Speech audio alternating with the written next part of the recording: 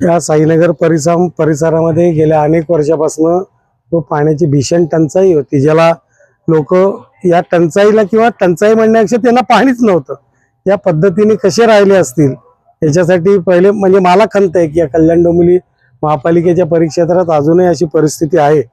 पण या परिस्थितीला ज्या काही गोष्टी जबाबदार आहेत त्याच्या मुळाशी जाऊन आमचे नेते भारतीय जनता पार्टीचे प्रदेशाध्यक्ष रवींद्रजी चव्हाण यांनी त्याच्यासाठी निधी उपलब्ध करून दिला आणि त्याच्याचबरोबर प्रियाताई जोशी असतील, प्रकाश भोईर असतील, सरोजताई भोईर असतील, या सगळ्यांनी त्याच्यात प्रयत्न करून जे मार्ग काढला त्याच्यातनं यश घेऊन आज प्रत्येक घरामध्ये पाणी गेलं। त्या घरातल्यांचा आनंद हा जर आपण बघत असाल तर तो आनंद व्यक्त करण्यापेक्षा मोठा आहे। म्हणजे घरामध्ये पाणी येणं, पाणी सगळ्यात महत्वाची गोष्ट आहे ना, बाकी काय मिळालं नाही तरी चालेल, पाणी हे जीवनावश्यक गोष्ट आहे। आणि हे सगळं करताना ज्या दानशूर व्यक्तींनी संदीप म्हात्रे आणि रोहिदास मडवी या दोन इकडच्या स्थानिक जे भूमिपुत्र आहेत त्यांचं मी मनपूर्वक अभिनंदन करीन, त्यांचा आभार व्यक्त करीन की त्यांनी जरी मदत केली नसती तर या सगळ्या सुविधा इथपर्यंत आल्या नसत्या।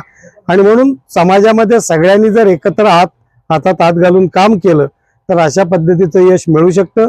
शेवटी आपण करतो ते समाजासाठीच करतो आणि म्हणून आज या ज्या सोयी तयार झाल्या, आता पुढच्या काळात इथे लाईटचे पोलही आलेत, बंच केबल आलेत, जिथे या अशा गैरसोयी आहेत तिथे पुढच्या काळामध्ये लोकांना खूप नाही पण जीवनावश्यक जे जे आहे ते मिळण्यासाठी आम्ही कटिबद्ध आहोत। भारतीय जनता पार्टीचा कार्यकर्ता कटिबद्ध आहे, हे याच्यातनं व्यक्त होतंय आणि म्हणून या सगळ्यांना माझ्यातर्फे शुभेच्छा। नाही, खऱ्या अर्थाने म्हणजे हा आमचे प्रदेशाध्यक्ष सन्माननीय आमदार रवींद्र चव्हाणांनी ज्या पद्धतीने या गोष्टीकडे लक्ष दिला, आमचे बंधू रमा म्हात्रे असो किंवा माझे भाऊ आपला रोहिदास मडवी असो, त्यांच्या कुटुंबियांनी ही उदारता दाखवली जागा देण्याची, त्या अनुषंगाने या गोष्टी आम्हाला करायला मिळाल्या। आज बंच केबल आली आहे, या ठिकाणी पाण्याच्या लाईनी त्यांच्या साधारण साईनगर पर्यंत पोहोचवल्या। तर वर्षानुवर्ष गटारातून पाणी, अक्षरशः गटारातून तो पाणी खिचून घेत होते आणि आज MMRDच्या माध्यमातून डायरेक्ट त्या लाईनी कमी केल्या। जर रविदासने आज या निधी उपलब्ध करून दिला नसता तर आजची परिस्थिती काय असते हे खरं म्हणजे जर विचार केला तर एकदम भयानक असते। कारण महानगरपालिका व शासकीय यंत्रणा पाणी पुरवठा बंद करते आणि दुसरी सोयी नसताना, तर खऱ्या अर्थाने या गोष्टी करताना या परिसराच्या नागरिकांचे खऱ्या अर्थाने मला आभार मानायचे आहे। कारण मी एकदाच येऊन यांना करून सांगितले की तुमच्या सहकार्याशिवाय या गोष्टी होऊ नये आणि सत्य परिस्थिती आहे, त्यांनी जर आज ही सहकार्य सगळ्यांनी केलं नसतं तर खऱ्या अर्थाने आज जवळजवळ 1000 कुटुंबांच्या वरती लोक टँकरने पाणी पितात। जवळजवळ 164 टँकर आज गेले 3 आठवड्यामध्ये पुरवले गेलेले आहेत।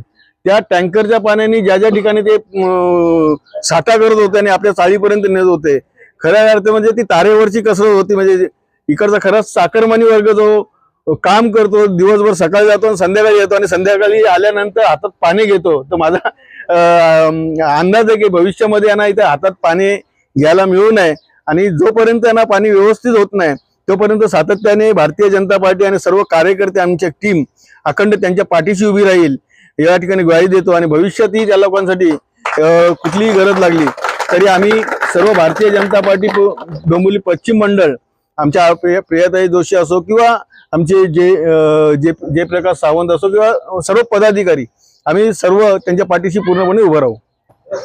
आम्ही ना अतिशय समाधानी आहोत की आता 15 वर्ष आम्ही एवढं म्हणजे स्ट्रगल इथे करतोय की सकाळी दिवसभर माणसं कामावर, संध्याकाळी झालं की त्यांना सांगायचं पाणी, म्हणजे त्यांचं नीट कामावर पण लक्ष नाही, नीट झोपा नाही, मुलं पण शाळेच्या म्हणजे टायमिंग मध्ये पण पाण्याचा पण हे असायचं ना, कुठून भेटतंय काय, कुठच्या ताईतून येतंय काय, कुठे एक अंडा भेटतोय का, अशा परिस्थितीत आम्ही हे करत होतो। पण प्रकाश दादांनी आम्हाला एवढं सहकार्य करून आम्ही तिथपर्यंत होती लाईन तेवढी पुढेपर्यंत आणायला आम्हाला प्रकाश दादांनी आजपर्यंत खूप मदत केली। त्याशिवाय आता 1 महिना होऊन गेला, त्यांनी आम्हाला तरी 160च्या वरती टँकर होऊन गेलेत, त्यांनी 160 एवढ्या त्याच्यापेक्षा पण जास्त पाणी पुरवठा आम्हाला केलेला आहे। त्याच्यामुळे आम्ही त्यांचे खूप आभारी आहोत की असं कोणीही केलं नसतं। तरी ज्या दिवशीपासून लाईन कट झाली तेव्हापासून आजपर्यंत टँकरने पाणी पुरवठा त्यांनी ठेवलेला आहे। आणि ही जी आमच्यासाठी काय आता सोय केलेली आहे ना नवीन लाईनची, नवीन पाणी लाईनची, भविष्यात त्यांनी ती लाईन व्यवस्थित पुढेपर्यंत जाऊन किंवा त्याला व्यवस्थित पाणी पुरवठा होईल ना, एवढी आम्ही त्यांना मी सांगेन की त्याची पण ते काळजी घेतीलच, असं मी म्हणत नाहीये की ते काय करणार नाही, ते करणार. तरी सुद्धा काही आम्हाला प्रॉब्लेम असेल ना तर ते नक्कीच मदत करतील एवढी आम्हाला खात्री आहे. आपलं नाव? समिता कोरगावकर. आज खरोखर आम्हाला एवढा आनंद होतोय की तुम्हाला मी शब्दात व्यक्त नाही करू शकत. कारण आज या परिसरात एवढ्या सुविधा नव्हत्या, पण आज आपले प्रदेशाध्यक्ष रवींद्र चव्हाण साहेब, तसेच आपले लाडके माजी नगरसेवक प्रकाशदादा भोईर साहेब, तसेच सरोजताई भोईर साहेब, तसेच आपले प्रकाशदादा म्हात्रे साहेब आणि रमादादा म्हात्रे साहेब यांच्या सहकार्याने आम्हाला जी आज सुखसुविधा मिळाल्या आहेत त्याबद्दल मी स्वतः हरिगुरव तसेच आपल्या परिसरातील सर्व कार्यकर्ते किंवा सभासद नागरिक यांच्यातर्फे मी खरोखर त्यांचे मनपूर्वक अभिनंदन करतो. आणि अशीच सुखसुविधा ज्या काय असतील त्या त्यांनी आमच्या पाठपुराव्याने पुरा कराव्यात अशी मी त्यांना आपल्या नगर परिसरातर्फे त्यांना मी विनंती करतो. आणखी काय समस्या आहेत इथल्या? इकडे अजून तसं बघितलं तर ड्रेनेजची लाईन मोठ्या प्रमाणात आहे, ती सुद्धा आम्ही दादांच्या कानावर घातली आहे. तर दादांनी आम्हाला शब्द दिलाय की यापुढे आम्ही तुमच्या समस्या सोडवण्यासाठी तत्पर राहू.